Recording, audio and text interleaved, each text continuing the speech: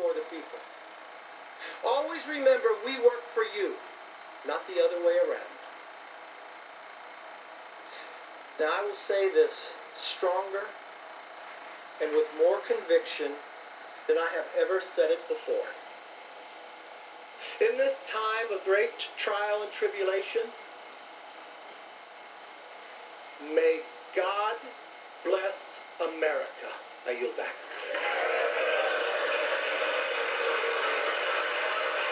Speaker, I yield back. Gentleman from California is recognized.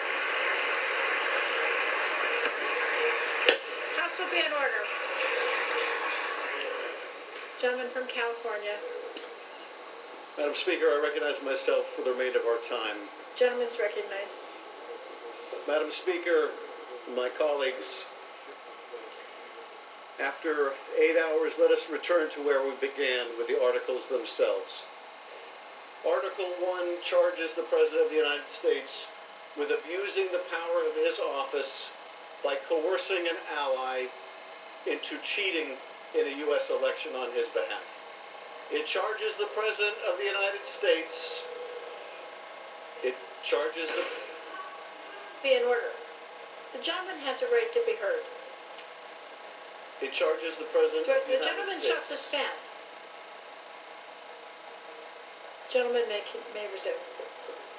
It charges the President of the United States with abusing his power by withholding official acts, by withholding a White House meeting that the President of Ukraine desperately sought to establish the support of his most important benefactor, the United States, by withholding hundreds of millions of dollars of military aid to a nation at war in order to get that nation to intervene in our election by smearing his opponent.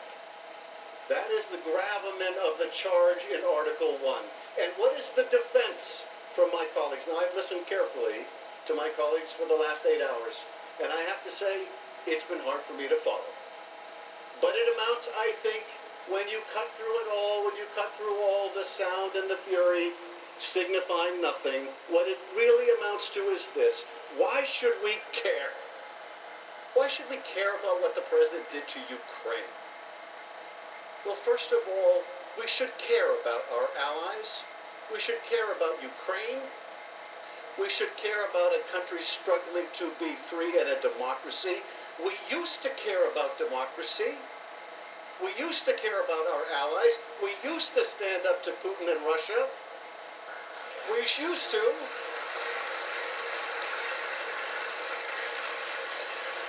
I know the party of Ronald Reagan used to. Why should we care about Ukraine? But of course, it's about more than Ukraine. It's about us. It's about our national security. Their fight is our fight. Their defense is our defense.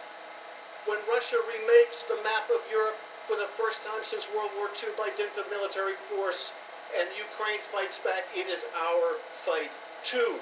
And when the President sacrifices our interests, our national security for his election, he is sacrificing our country for his personal gain. That is the gravamen of Article 1. Article 2.